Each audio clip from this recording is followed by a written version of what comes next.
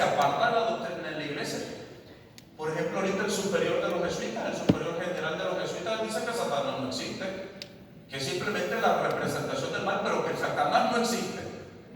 Ese señor está fuera de la iglesia, dice el Papa Pablo VI, se aparta de la enseñanza de la iglesia y de la doctrina quien niega su existencia como un ser personal, pervertido y pervertidor. ¿Sí?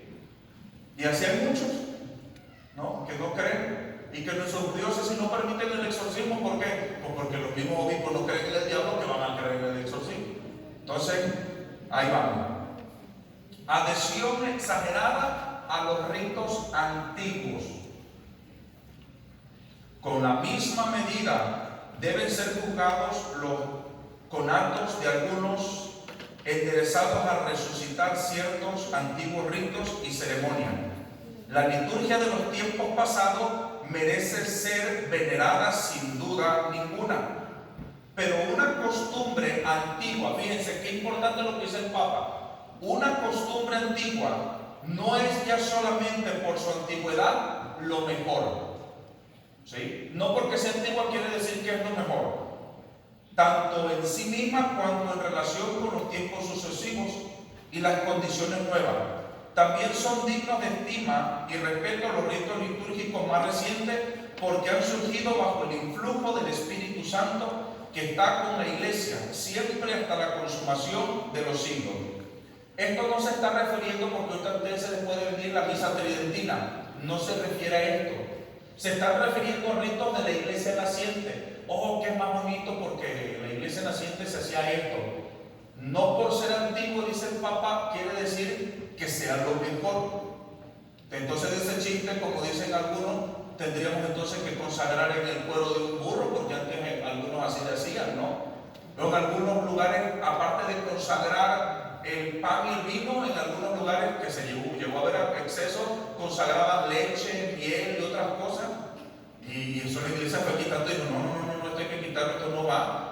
¿Sí me doy a entender? La iglesia fue en un proceso cuidadoso y fue purificando en algunos lugares de las cosas que se iban adhiriendo que no eran correctas. Entonces el Papa aquí quiere purificar de todas estas cuestiones. Dice,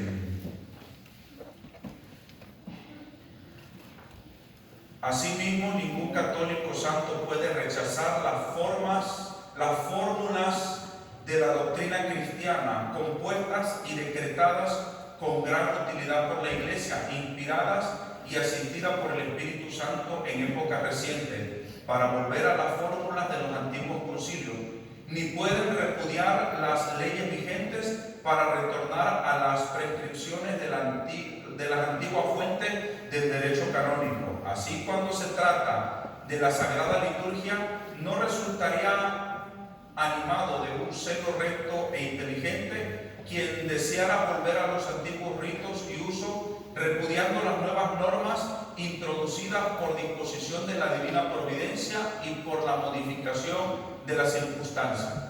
Entonces, por ejemplo, el no tener altar sino tener mesa, ¿sí? Porque a veces ahorita también está fuerte eso, ¿no? Para conservar la cuestión de cena, entonces no, altar no, tiene que ser una mesa. Y el Papa, de hecho, también aquí, ahorita tal vez lo vamos a ver, yo no me acuerdo, va a decir de esto, donde él condena fuertemente este desprecio de los que desprecian el altar para suplirlo por una mesa. Participación de los fieles. La vez pasada estuvimos hablando de la participación de los fieles, y se acuerdan una parte importantísima en la que ustedes participan. ¿Sí se acuerdan? Porque ahorita se entiende por participación el que lee, la que suele dar la comunión, el que pasa la ofrenda. Y la gente cree que solamente eso es participación. Si te toca hacer algo, pero qué tal que tú estás sentado ahí donde están ustedes ahorita y a ti no te tocó ni leer, no te tocó cantar, no te tocó pasar con la ofrenda. ¿Participaste en la misa? ¿De qué forma? La vez pasada lo vimos. A través de la oración, decíamos, una parte esencial en la misa donde ustedes tienen una participación activa e impresionante. El Señor reciba de tus manos este sacrificio para alabanza y gloria a su nombre, para nuestro bien y de toda su santa iglesia. Eso es participación. Cuando ustedes cantan el Cordero, cuando se está respondiendo a la misa, es participación. Porque ahorita se cree que si no te toca hacer algo en la liturgia, entonces yo no estoy participando. Entonces tengo que hacer. Y el mero hecho de hacer no quiere decir que se esté participando. Entonces la iglesia participa cuando con el sacerdote se ofrece el sacrificio, cuando la iglesia ora. Oren, hermanos, para que este sacrificio mío y de ustedes sea agradable a Dios Padre Todopoderoso.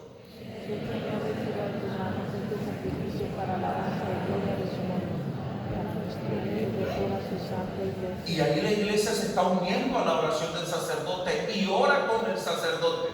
¿Sí? Eso es participación. El concilio va a decir participación actuosa, ¿no? Antiguamente se no es que en la misa, en la antigua, en la misa tridentina, los fieles no participaban por esa concepción nueva de participación. Porque es que ahora participar quiere decir hacer. No precisamente. La gente antes casi no tenía nada que hacer en la liturgia más que los monaguillos. ¿Y cómo participaba la gente? A través de la oración. Igual, Domino Vobiscum, Ecco de Espíritu Tuum, Son sus cordas, hablamos al Domino. Y la gente respondía, se llevaban su misalito, ¿no? Y la gente estaba respondiendo. Eso es participación. Entonces vamos a ver ya ahorita, porque ya todo el mundo se me está durmiendo, porque sí, cuando se lee esto es un poco tedioso, pero despierten ya para irnos. ¿Qué hora son? Ya son las 2 de la mañana. ¿Qué hora son? Ay, ¿por qué se están durmiendo? No, yo sé que están cansados. Después de la gran fría que se llevó uno en el día de escuchar al Padre, está canijo. Bueno. Participación en cuanto lo ofrecen juntamente con el sacerdote. Estamos hablando de la participación de los fieles. Ya la vez pasada estuvimos hablando y esto quedó claro. Pero ahora lo está diciendo la encíclica, ¿sí? Del Papa Pío XII. Dice: todo consta con certeza de fe, pero hay que afirmar también que los fieles cristianos ofrecen la hostia divina, pero bajo otro aspecto. Cuando el Padre está ofreciendo la hostia, ustedes también la están ofreciendo, pero no como la ofrece el sacerdote. Y aquí es donde tenemos que tener mucho cuidado. Martín Lutero metió esta situación de el sacerdocio bautismal. Todos somos sacerdotes, ¿sí es cierto? El día de nuestro bautismo nosotros fuimos consagrados sacerdotes, profetas y reyes. Pero esta mentalidad, exaltarla a un límite exacerbado, trae sus complicaciones. Porque entonces la gente dice: no, pero si yo también soy sacerdote por mi bautismo. Sí, yo no te estoy diciendo que no. Pero hay una diferencia en el sacerdocio bautismal y en el sacerdocio ministerial. Y el Papa es lo que quiere diferenciar, porque esa idea luterana metió muchos problemas. ¿Se acuerdan el problema del diácono que bautizó mal a un niño? Sí. ¿Cuál fue el problema del diácono? ¿Qué es lo que hizo mal? No era que él fuera diácono el problema. No era que él por ser diácono era el problema. ¿Qué fue lo que hizo el diácono? Cambió las palabras. ¿Qué dijo? Nosotros te bautizamos. ¿Por qué creen que el diácono dijo esas palabras así? Por esa mentalidad de que todos somos pueblo sacerdotal. Oye, pues si todos son sacerdotes, entonces ¿por qué solamente yo voy a bautizar si todos? Aquí hay una comunidad sacerdotal. Y tanto ese diácono como otro padrecito de Texas dijeron: si todos somos un pueblo sacerdotal, todos bautizamos. A ver, Pachito, nosotros te bautizamos en el nombre del Padre y del Hijo y del Espíritu Santo. Y sabe, chamaco,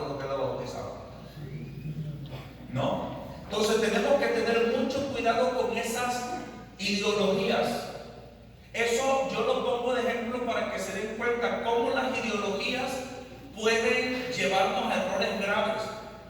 ¿Qué es lo que hizo esta ideología de este padrecito y de este diácono? Muchos, que ese niño Panchito Pérez que bautizaron, después creció, entró al seminario, lo ordenan sacerdote, y cuando ya es sacerdote y tiene 5 años de cura, se da cuenta de que no está bautizado. Y entonces, si no está bautizado, pues no es sacerdote. Y lo tuvieron que volver a bautizar, que volver a confirmar, volver a ordenar diácono y sacerdote.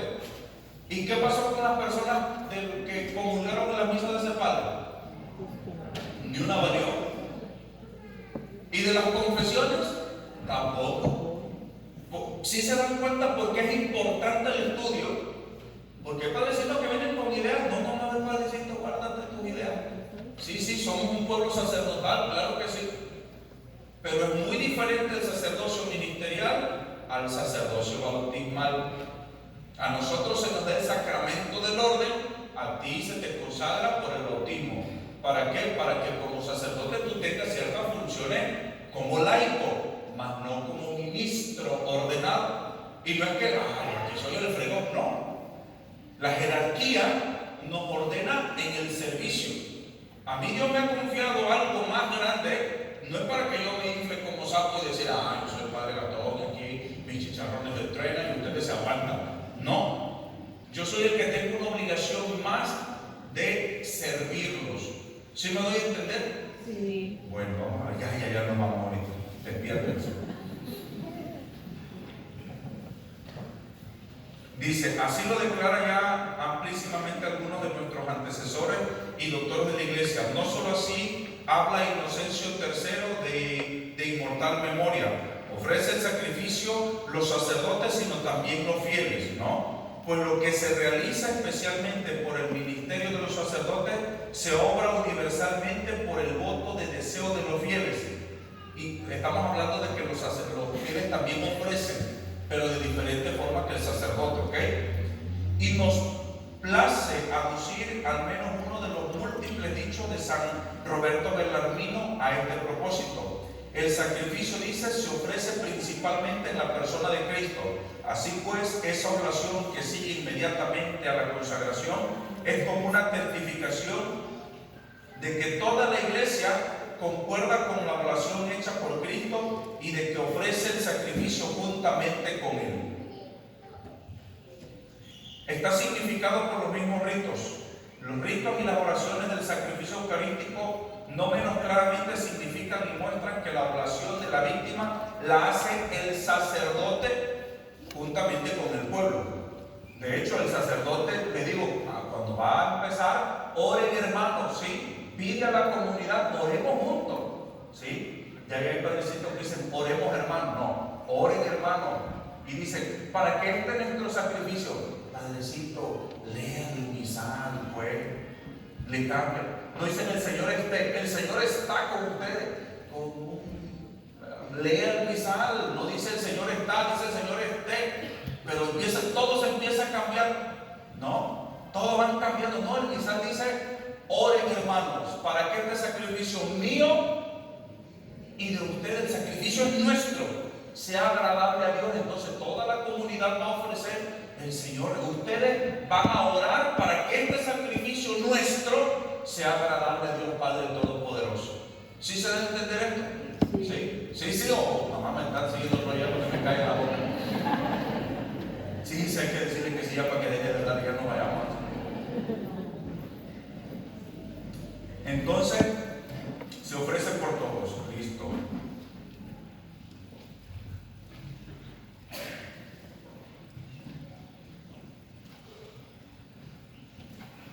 Sacrificio ofrecido por los fieles, para que en esta cuestión tan grave no nazca ningún pernicioso error, hay que limitar con término preciso el sentido del término ofrecer. Aquella inmolación incruenta con la cual, por medio de las palabras de la consagración del mismo Cristo, se hace presente en estado de víctima sobre el altar, la realiza solo el sacerdote, en cuanto representa a la persona de Cristo. no en cuanto tiene la representación de todos los fieles, ¿ok? Sino en cuanto que actúa en la persona de Cristo. Más el poner el sacerdote sobre el altar, la víctima la ofrece a Dios Padre como una oblación gloriosa de la Santísima Trinidad y para el bien de toda la iglesia. En esta oblación, en sentido estricto, participan los fieles a su manera y bajo un doble aspecto, pues no solo por manos del sacerdote, sino también, en cierto modo, juntamente con él, ofrecen el sacrificio, con la cual participación también la oblación del pueblo pertenece al culto litúrgico. Que los fieles ofrezcan el sacrificio por manos del sacerdote es cosa manifiesta, porque el ministro del altar representa a la persona de Cristo como cabeza que ofrece en nombre de todos los miembros, por lo cual puede decirse con razón que toda la Iglesia universal ofrece la víctima por medio de Cristo. El sacerdote está actuando en persona de Cristo. Aquí hace él la parte de cabeza, pero esta cabeza tiene un cuerpo. ¿Y quién es el cuerpo? Todos nosotros, toda la iglesia. Por eso ustedes ofrecen en cuanto que son miembros del cuerpo. El sacerdote ofrece en cuanto que él representa a Cristo cabeza, él ofrece la víctima, pero juntamente con el cuerpo, porque no estamos trozados, no es un cuerpo degollado. ¿Sí me doy a entender? Entonces, en este sentido, todos ofrecemos de manera diferente. ¿Sí quedó claro? Seguro no me están dando el avionazo. Bueno. ¿Alguna pregunta? Porque después del tema no puedo contestar nada porque voy a dar una unción de los enfermos. Así que es el momento de que hagan preguntas. Porque después no voy a contestar ni una pregunta, ¿eh? Así que este es un momento. ¿Todo quedó claro? Porque así que la hermana que pregunta siempre, eso hermana. Dicen que no hay preguntas tontas, hay tontos que no preguntan. Aprovechese. Me da pena no poder decir. No, ha pasado en familias y lo he escuchado, que la pareja le prohíbe ir a la Santa Misa. ¿Quién peca? ¿El que prohíbe o el que obedece?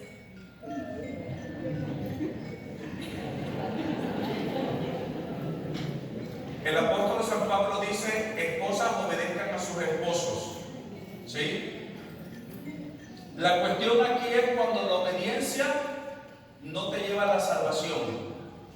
Yo puedo, si por ejemplo a mí el obispo me dice, él es mi obispo, y me dice: Gastón, vete a la parroquia allá y róbate de la caja fuerte de allá de Santa Cecilia $2,000 y tráemelo. Dice el dicho: el que obedece no se equivoca. Es un ejemplo, ¿no? ¿Yo puedo obedecer eso? No. No. ¿Por qué no lo puedo obedecer? Porque es algo que va en contra de la moral, es algo incorrecto. ¿Sí me doy a entender? Nosotros podemos obedecer lo que es correcto, lo que es verdadero, pero no puedo obedecer algo que está en contra de mi fe, en contra de la moral, en contra de mi dignidad, en contra de mi persona, o en contra de Dios, en contra de los mandamientos de la iglesia. ¿Sí quedó claro? Sí. Bueno, para que no se equivoque. Ay, no, pues es que el que obedece no se equivoca. Bueno, ahí habrá que ver de qué es lo que te está pidiendo que obedezca. Por ejemplo, el niño, a ver, chamaco, despierten. Cuando llega el cobrador, que llega a cobrar en la reina web, y la mamá le dice: dile que no estoy. Ahí el niño te puede desobedecer y decir: yo no puedo hacer eso, mamá, porque tú me estás mandando a mentir. No puedo hacer eso. Y esa desobediencia es correcta, porque tú lo estás haciendo pecado. ¿Sí me doy a entender? Sí. Otra pregunta. Ya se desataron, ¿vale? Ahorita con el micrófono para que todos escuchen.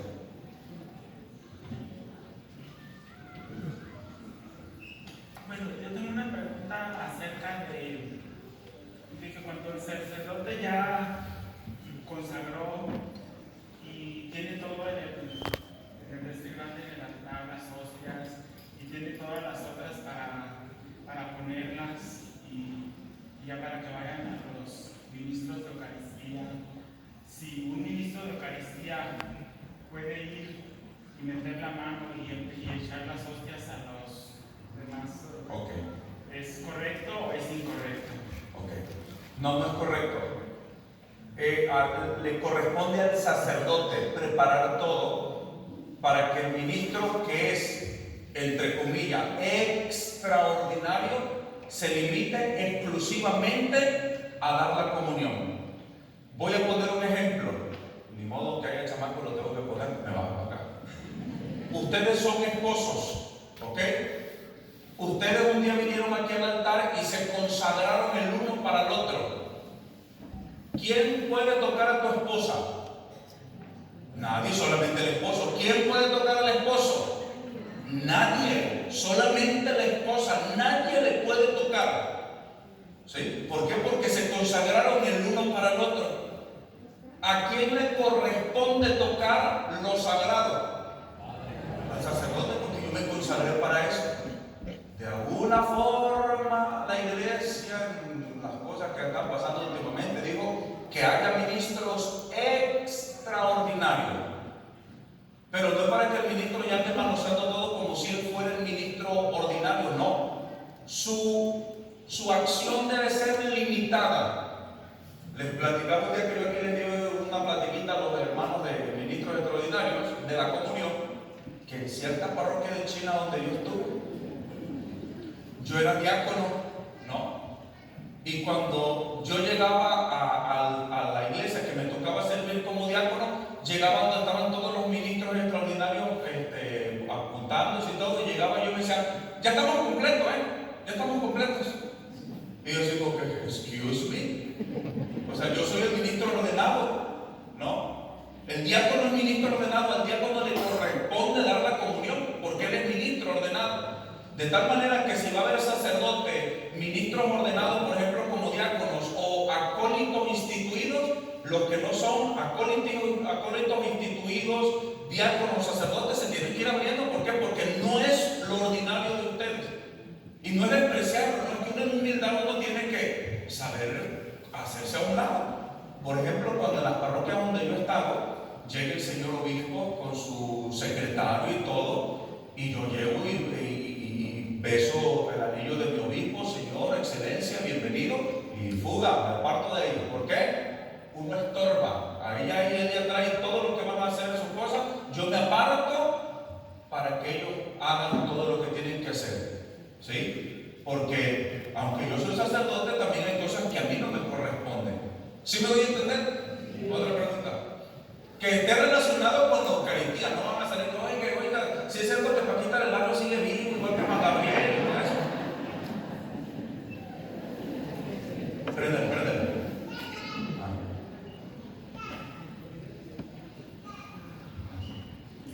Padre, antes de que dijera el cuerpo y la sangre de Cristo, cuando está usted, he escuchado a otros sacerdotes que siempre dicen el cuerpo y la sangre de nuestro Señor Jesucristo nos guardan para la vida eterna, y yo a usted no lo he escuchado que diga esas palabras. ¿Eso está en el misa o no? ¿En dónde lo escuchaste? En las otras misas. Sí. ¿Cuando te van a dar la comunión? No. Cuando usted. Ok, porque esas son oraciones secretas. Esas no las debe decir el sacerdote en voz alta. O lo que pasa es que en las que hemos ido lo dicen en voz alta. Sí, eso, o a veces el sacerdote se le queda el micrófono perdido, pues se escucha. Pero hay una parte de la misa cuando ustedes van a ver antes del Cordero, el sacerdote se inclina y dice el cuerpo y la sangre de nuestro Dios. ¿Cómo es?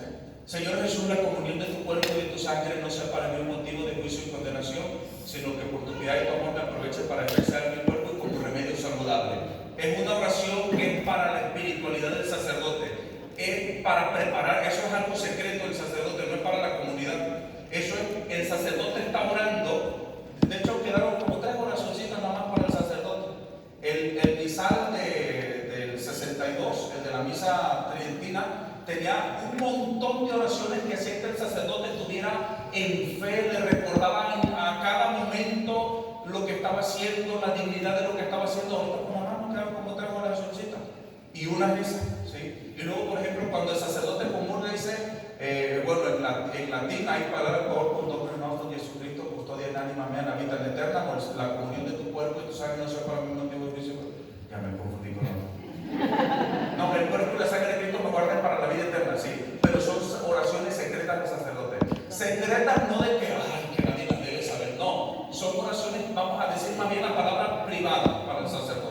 más que secreta, privada. ¿Sí? A ver, acá. Padre, cuando yo veo a los servidores del altar, cuando van a prender las velas, ponen los cerillos, ponen todo lo que le quitan a los candeleros. ¿Es normal que eso vaya en el altar? No, en el altar, digo, hay cosas que tenemos que ir superando. En el altar no se puede poner absolutamente nada más que lo que es del altar, lo que es para la misa. ¿Sí? Punto, nada más. No se puede poner ni flores. La liturgia en el rito latino nos dice que el altar no debe de llevar nada más que las velas y la cruz. ¿Ok? Entonces, ni flores. En el rito tridentino, como el altar está viendo para acá y tiene como unos escalones, se ponen las flores en los escalones, pero no en el altar. ¿Alguna otra cosa? A ver, hermano.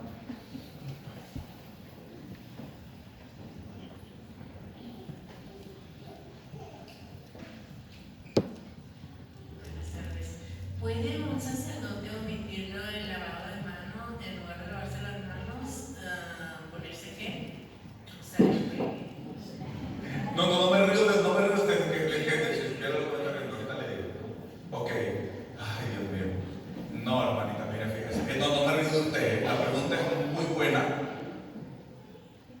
Los padrecitos no porque somos padrecitos quiere decir que sabemos todo.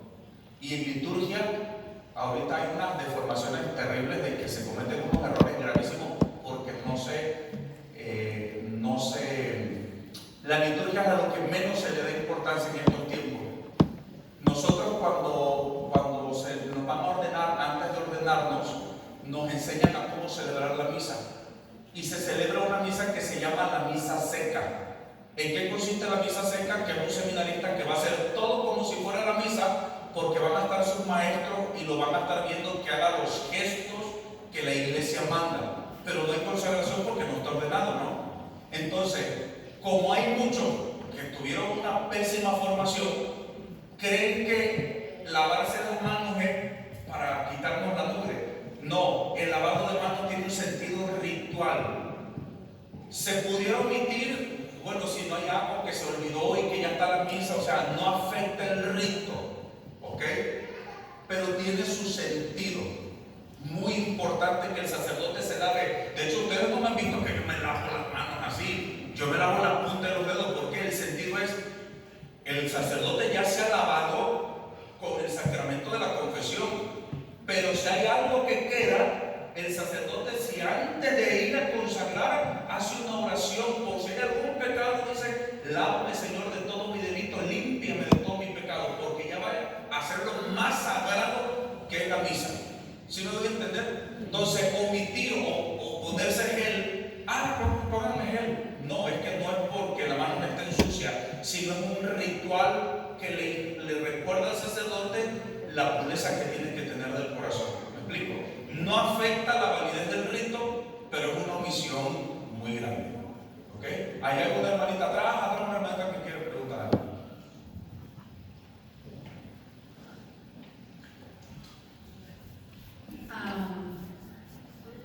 ¿Cómo puedo ofrecer, por ejemplo, la Eucaristía si la recibo para, digamos, para un enfermo, por decirlo así?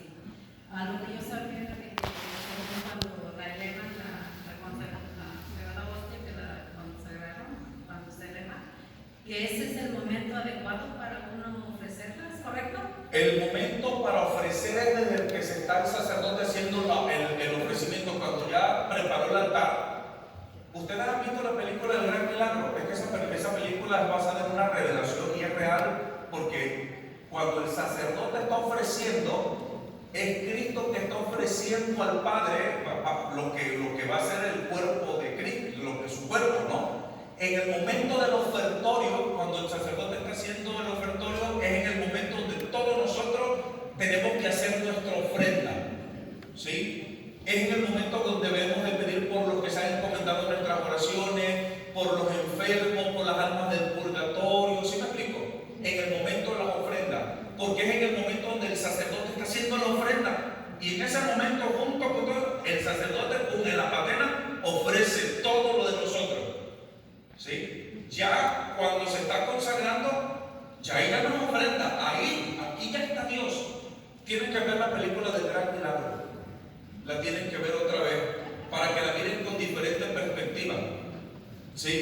Porque cuando, incluso en el Gran Milagro ponen como que la persona tiene como le sale una bola de luz, así como Goku, ¿no? Y entonces, pero es realidad. Mi ofrenda, en el momento que el sacerdote está haciendo la ofrenda, que está en el ofertorio, yo también, por eso estamos hablando que ¿quién ofrece? ¿Nada más el sacerdote? No, toda la comunidad. Entonces en ese momento, cuando el sacerdote está en el ofertorio, yo tengo que estar con devoción. Por eso es importantísima la preparación y la devoción, la preparación. Entonces, Padre Santo, yo te ofrezco por estas ofrendas, te ofrezco mi vida y te ofrezco todas las oraciones de las personas que me han pedido oración. Te pido por los enfermos, te pido por las almas del purgatorio. En ese momento, y ya te calles, para que la ofrenda, ¿verdad? El Padre la eleve y entonces se ofrezca al Padre. Y ahí va toda nuestra ofrenda. Cuando ya el sacerdote levanta la hostia, porque ya consagró, Cristo ya está aquí. Y en ese momento es un momento muy importante para pedir por las almas del purgatorio. Porque en el momento de la consagración, aquí pasa algo realmente grande. En el momento de la consagración, todos los ángeles se hacen presentes porque vienen a adorar. O sea, el cielo se hace presente aquí. Y los ángeles se ponen alrededor de aquí para adorar a Dios. La Santísima Virgen María se hace presente. Nuestro ángel de la guarda, todo está aquí. Y las almas del purgatorio también se hacen presentes, ¿sí? Entonces, cuando el sacerdote levanta la hostia, me decía un padre del seminario, uno que fue nuestro formador, pero se me olvidó el papa que lo decía, que cuando el sacerdote, un papa decía que cuando el sacerdote deja levantada la hostia por un buen rato, en ese momento Dios libera muchas almas del purgatorio. Por eso en ese momento, cuando vean, no digan, ay, el Padre que ya baja al Santísimo. No, al rato que vamos a ver si no, sí, Padre, sí. Porque en ese momento es donde las almas son consoladas. Es en el momento donde las almas de algún momento tienen consuelo, ¿me explico? Y es en el momento donde Dios libera muchas almas. ¿Por qué? Porque es en el momento que el Padre es complacido y es en el momento del pleno del sacrificio. ¿Sí? ¿Sí me voy a entender? Y pues ahora la pregunta usted que me olvidó. Hágase la ofrenda, sí, pero desde el principio, desde el ofertorio, es donde tenemos que hacer otra muy buena pregunta. ¿Quién más? Allá, no, espérame, allá va toda la señora, allá atrás. Allá hermano. Sí, después, hermano. Eso es bueno.